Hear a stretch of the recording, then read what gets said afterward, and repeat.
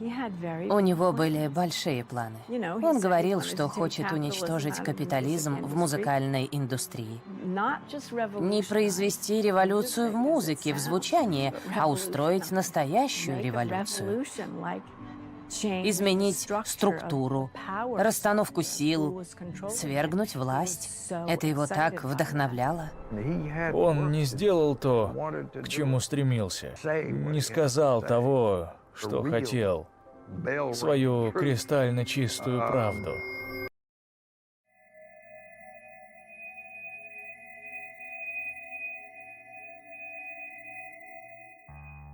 Действительно, при жизни в публичном поле Лил Пип не говорил ничего о своих взглядах и намерениях изменить индустрию. Мы узнали об этом лишь после его смерти от его ближайшего окружения. И посмертный фильм «Все для всех» — это, по сути, единственный источник информации, за детали которого мы можем зацепиться и копнуть глубже, чтобы понять, что мог бы нам сказать Густав Элайджа Ар, но не успел.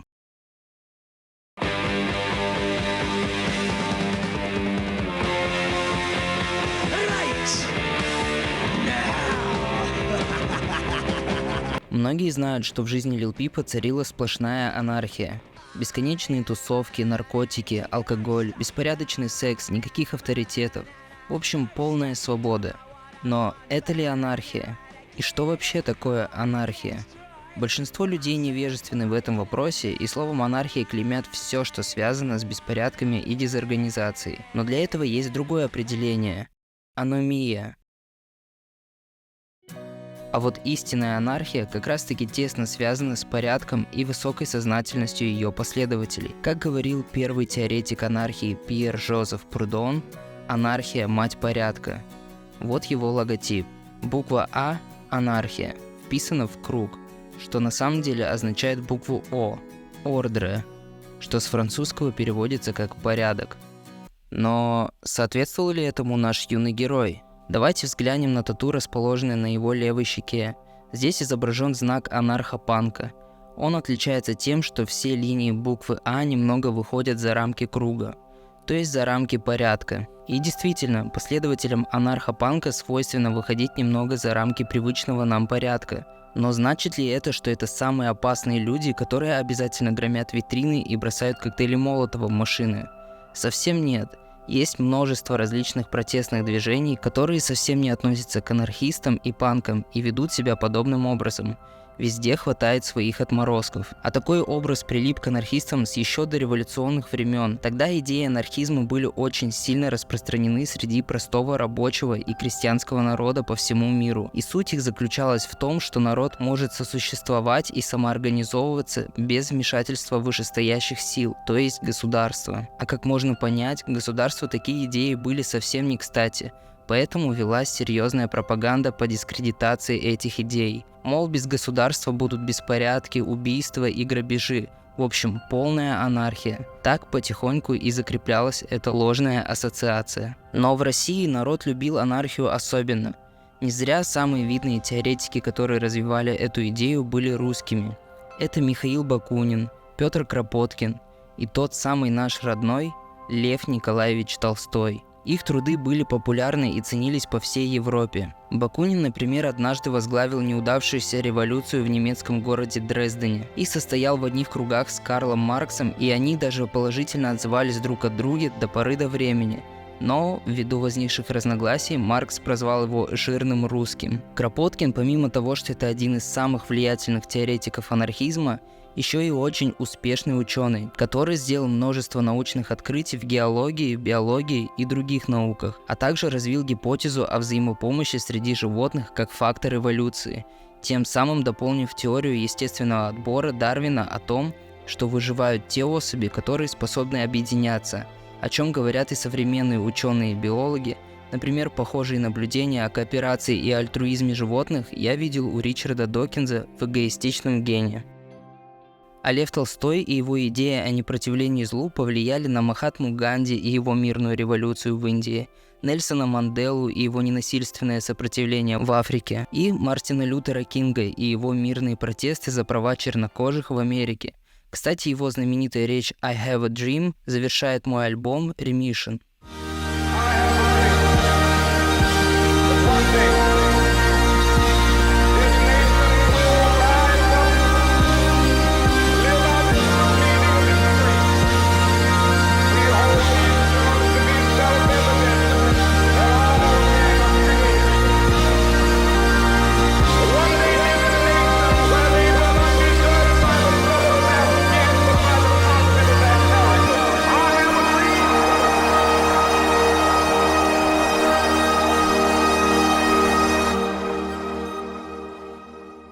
Ну, конечно, меня занесло в историю в ролике о Лил Пипе. На самом деле, я могу часами рассказывать об этом, поэтому, чтобы не растягивать хронометраж этого ролика, я завел Бусти. А сейчас давайте вернемся к Пипу и все-таки попытаемся понять, каких же он придерживался взглядов и что он хотел нам сказать.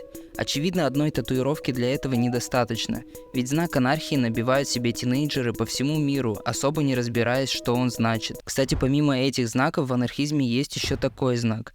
Это Черный Крест, анархистская организация в поддержку политзаключенных. Сегодня, как мы знаем, в России много политзаключенных, и среди них есть анархисты. Наверное, многие слышали про дело Сети, Азата Мифтахова и подростка Никиту Уварова, который якобы собирался подорвать здание ФСБ в Майнкрафте. Его посадили на 5 лет. Нас обвиняют в том, что мы теракты готовили, это я отрицаю. И так получилось, что его брат Максим – мой давний подписчик и участник чата, который я создал для музыкантов. Раньше он не проявлял особо активности, и лишь недавно он скинул в чат свой трек под названием «Осталось немного».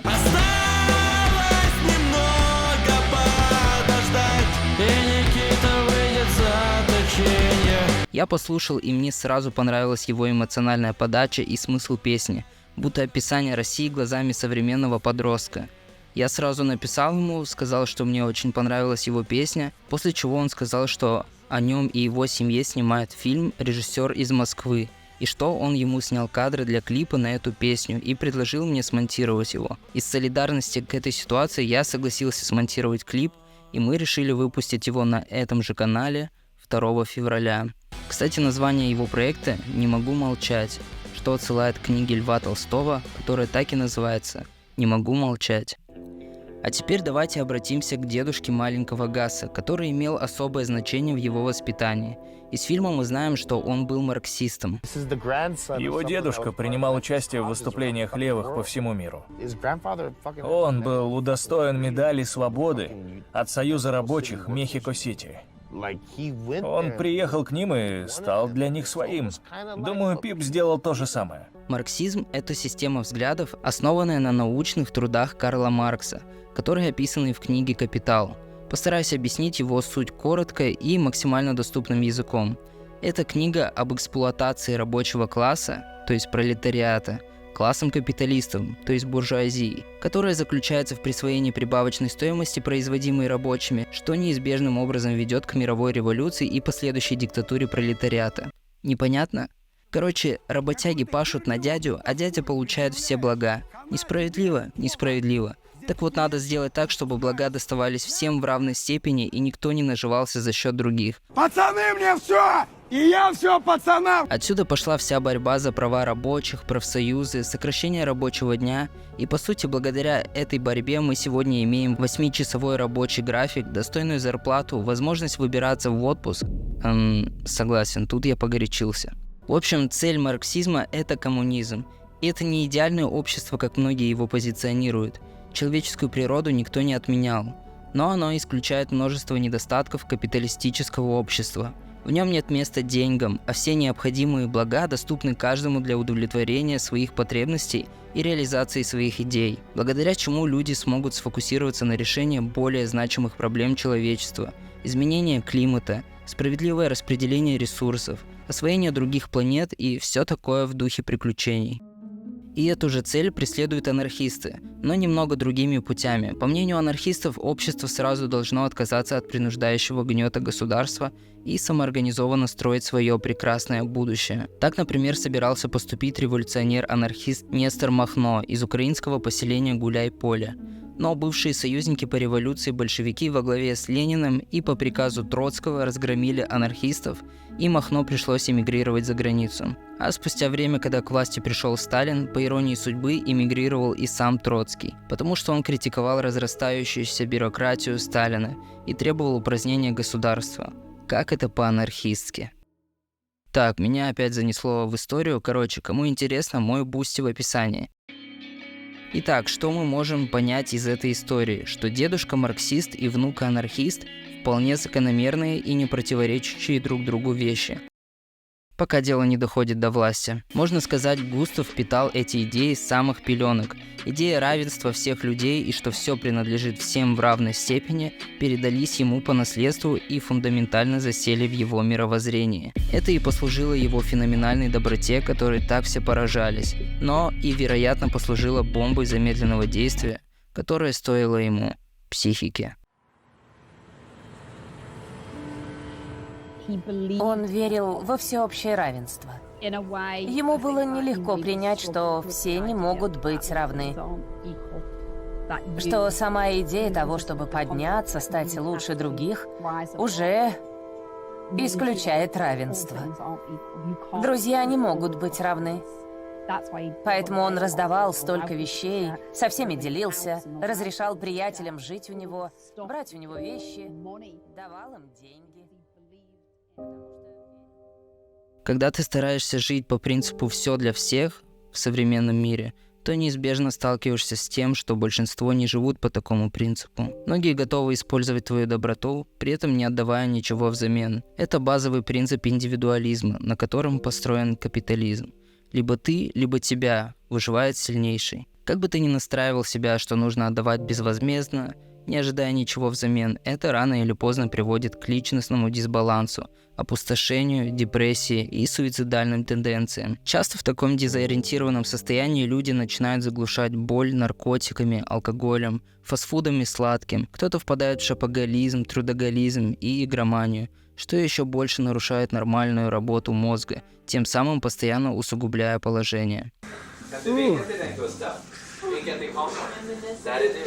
Помимо этого, мы знаем, что у Гаса были травмирующие отношения с отцом. По словам его близких, отец был холоден к нему и мало проводил время с ним в детстве. А когда ему было 12, он при нем общался по телефону со своей любовницей, о чем он рассказал своей матери. Но развелись они только спустя 4 года, когда Густаву было 16 лет. Судя по всему, за эти 4 года в доме градус напряжения усиливался с каждым днем, определенным образом формируя психику подростка. Тогда же появились первые тату и эксперименты с наркотиками.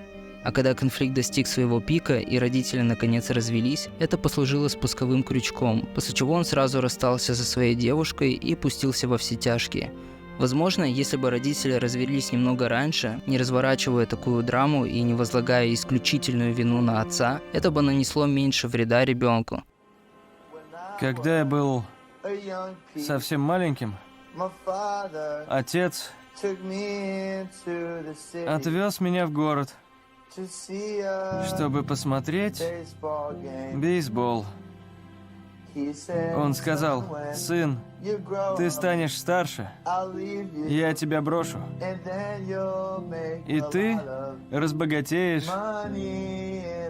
за пару лет». Да, это сильно повлияло на его карьеру и нашло отклик у многих молодых людей по всему миру, кто сталкивался с подобным в своей жизни.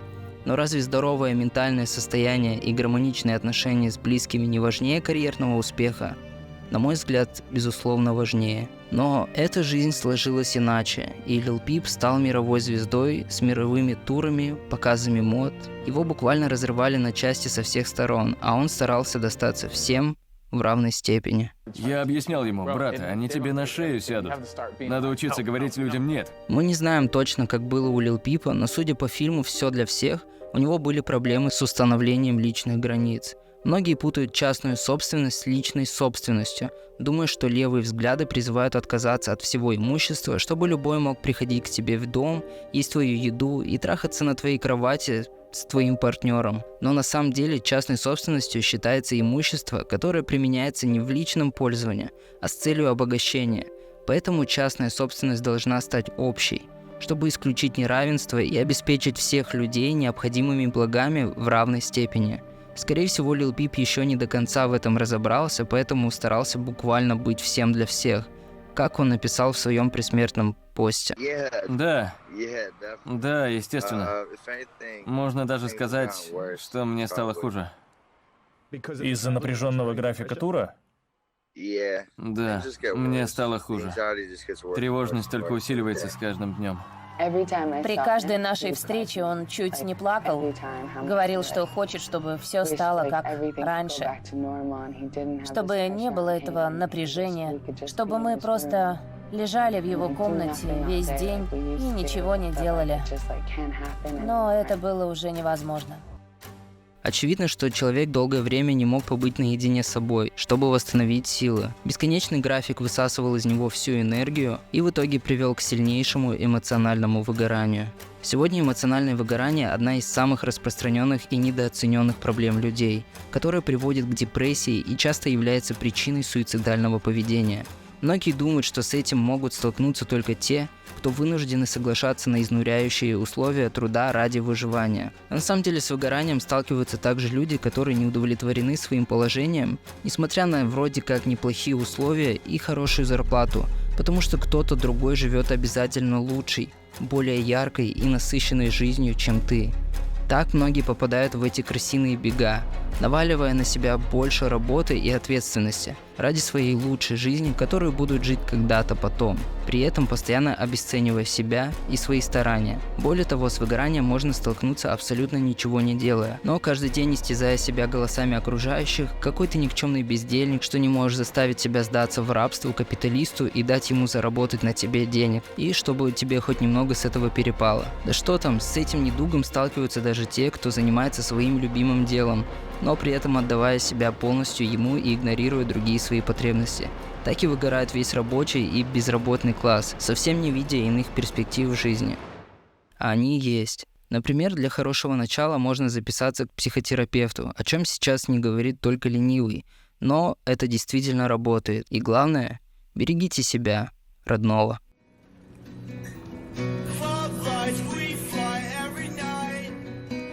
В этом видео мы убедились, что татуировка с анархистской символикой на лице Лил Пипа – это не просто позерство, а отражение его искренних глубинных взглядов, его презрение к капитализму и государству, и безграничную любовь и веру в человечество. И хотя Густав Элайджа Ар не успел сказать своей кристально чистой правды, мы можем обратиться к седовласым хранителям анархистской мысли и предположить, что эта правда могла бы звучать так. На вопрос о том, какая будет жизнь без власти, без правительства, ответ может быть только один. Не будет всего того зла, которое производит правительство, не будет земельной собственности, порабощения одних другими, не будет страха с одной стороны бомб, а с другой виселиц, не будет безумной роскоши одних и еще более безумной нищеты других. Стоит человеку отвернуться от разрешения внешних вопросов и поставить себе единый внутренний вопрос, как ему лучше прожить свою жизнь. Тогда люди захотели бы вместо того, чтобы спасать мир, спасать себя. Вместо того, чтобы освобождать человечество, себя освобождать. Как многое бы они сделали этим для спасения мира и для освобождения человечества. Утрачивая способность приносить счастье и повергать в прах, деньги превратятся в простые расчетные квитанции для удобства статистики и планирования. В дальнейшем не потребуется, вероятно, и квитанций, но заботу об этом мы можем полностью предоставить потомкам, которые будут умнее нас. Материальное обеспечение существования всех членов общества должно быть первым актом социальной революции. Такое обеспечение должно быть достигнуто не при помощи государства, а совершенно вне его. Если бы каждый человек привыкал с детства знать, откуда берется хлеб, который он ест, дом, в котором он живет, книга, по которой он учится, если бы каждый привыкал совмещать умственный труд с трудом физическим, общество легко могло бы достигнуть этого. Спасибо за просмотр. Я знаю, что это было нелегко. Чтобы усвоить эту информацию, мне самому понадобилось больше года изучения этой темы. Примерно тогда же пришла идея сделать этот ролик, и я постарался максимально ужать информацию, чтобы было проще ее воспринимать. Но сколько всего важного и интересного я не сказал, просто чтобы сделать этот ролик более доступным для широкого зрителя, так сказать. Но если вы почувствовали, что вам интересна эта тема анархии, или вы в целом, как и я, в поиске ответов на вопросы, а как лучше, а куда мы движемся, а что нам вообще делать? Специально для этого я завел Boosty, чтобы глубже раскрыть эту тему с помощью книг, которые помогли мне в создании этого выпуска. Это вот Лев Толстой, Кропоткин, Бакунин, Капитал, Маркс, Троцкий и другие различные философы. Так что буду рад вам и вашей поддержке на Бусти. И будем искать ответы на вопросы вместе. А в своем телеграм-канале я дам ссылки на самые лучшие, самые крутые и интересные лекции по анархии, которые я вообще видел. Я уже больше года изучаю эту тему, посмотрел кучу разных лекций, и вот там самый топчик. Так что ссылка на Телеграм и на Бусти есть в описании. И, как вы могли заметить, этот канал переименован. Теперь он называется Идиллиум, что отражает его направленность. И теперь этот канал будет чуть больше, чем просто канал одного артиста. Теперь здесь будут выходить подобные ролики на тему музыки и искусства через призму истории, философии и психологии, изучению чего я посвятил последние 2 года своей жизни, пока этот канал был неактивен. И также на этом канале будут выходить клипы разных артистов, которые соответствуют направленности этого канала. И первый такой клип выйдет в эту же пятницу.